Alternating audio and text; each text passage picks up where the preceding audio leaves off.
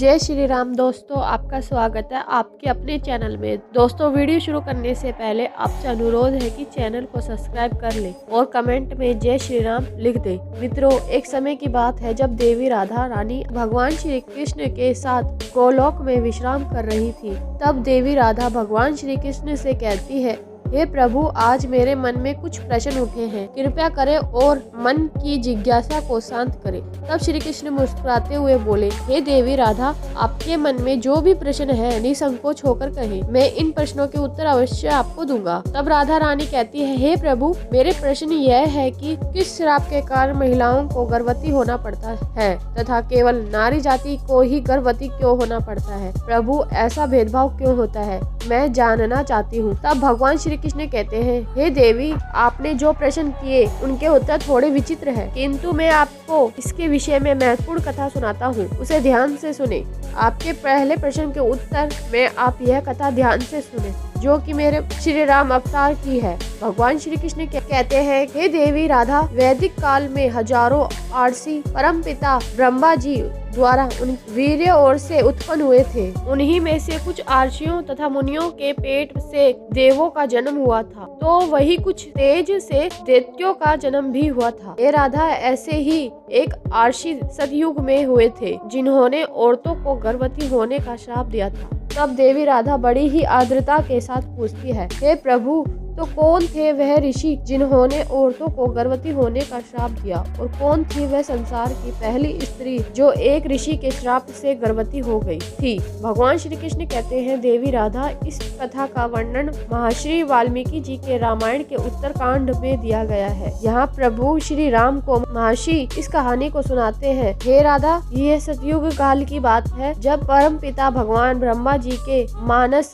पुत्र ऋषि पुलस्त्य सुमेरु पर्वत के उच्च बिंदु पर स्थित आश्रम में घोर तपस्या कर रहे थे। उसी समय ऋषि को अनंत कठोर तप करता देख ऋषि कन्याएं विचलित होने लगी और वे अपने मन को शांत करने के लिए उन्हीं ऋषियों के समीप जाकर उनकी तपस्या में बाधा डालने लगी। तभी ऋषि पुलस्त्य जी ने क्रोध में आकर वहां उपस्थित सभी महिलाओं को श्राप दे दिया। अब जो भी उनके सामने स्त्री आएगी, उनकी नजर पड़ते ही वह कन्या गर्भवती हो जाएगी। भगवान श्री कृष्ण कहते हैं, हे देवी राधा, श्री ऋषि पुलस्त्य जी की ये बात सुनकर वहाँ मौजूद सभी स्त्रियां डरकर वहाँ से भाग गई। लेकिन ऋषि बिंदु की कन्या को ऋषि पुलस्त्य के श्राप के बारे में कुछ भी जानकारी नहीं थी, इसलिए एक दिन वह अपनी एक सहेली को ढूंढते हुए अनजाने में ऋषि पुलस्त्य जी के सामने जा पहुंची। ऋषि पुलस्त्य जी ने उस समय वेदों का पाठ कर रहे थे। ऋषि पुलस्त्य जी ने जैसे ही नजर उठाकर कन्या को देखा, उनके श्राप का असर उस कन्या का प्रभाव होने लगा। तत्काल ही उसका शरीर पीला पड़ गया और वह गर्भवती हो गई। अपने शरीर में इस तरह से परिवर्तन देखकर ऋषि कन्या घबराकर अपने पिता के पास पहुंच गई। भगवान श्री कृष्ण कहते हैं, हे देवी राधा, अपनी कन्या की ऐसी हालत देखकर ऋषि तृण बिंदु का बड़ा ही दुख हुआ और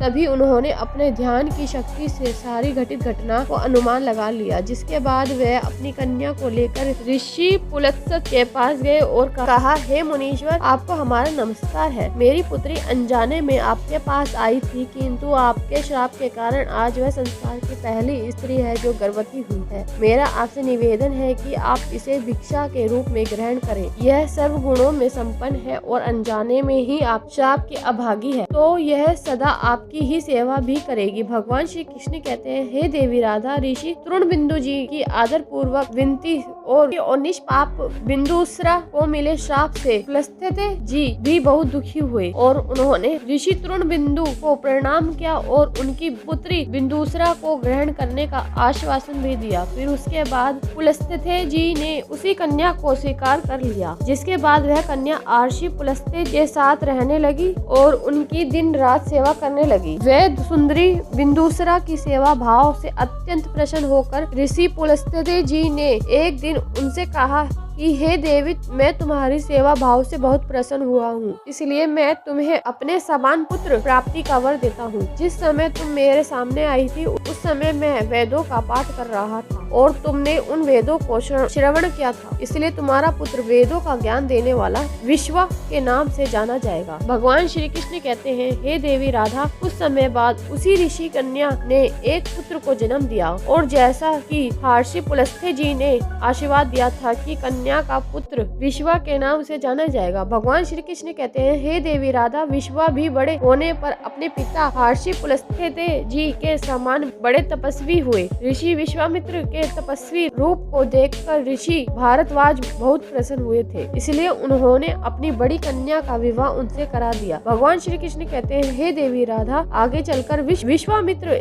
को एक सुंदर, बलवान, गुणवान एक पुत्र प्राप्त हुआ जिसका नाम श्रवण रखा गया। भगवान श्री कृष्ण कहते हैं कि हे देवी राधा, इसी श्रवण का ही एक नाम कुबेर है। भगवान श्री कृष्ण कहते हैं, तो देवी, मैंने आपके पहले प्रश्न का उत्तर दिया है। हे सखी राधा, आपका दूसरा प्रश्न था कि क्या केवल नारी ही गर्भवती हो सकती है? तो ध्यान से सुनो, नारी के समान पुरुष भी अपने दिव्य तेज से गर्भवती हो सकते थे, किंतु देवी राधा, एक स्त्री को संसार के दिव्य शक्ति स्वयं परमपिता ब्रह्मा जी ने दी है और उनकी रचना करने में उन्होंने कई गुना अधिक समय लगा था। इसलिए नारी को यह श्राप रूपी वरदान है कि वह इस संसार का निर्माण ब्रह्मा जी के बाद स्वयं कर सकती है। अगर आपको यह जानकारी पसंद आई हो तो वीडियो को लाइक करें, साथ ही कमेंट में जय श्री राम लिखना ना भूलें। ऐसी महत्वपूर्ण जानकारी वाली वीडियो देखने के लिए हमारे चैनल को सब्सक्राइब करें। तब तक के लिए सभी को जय श्री राम।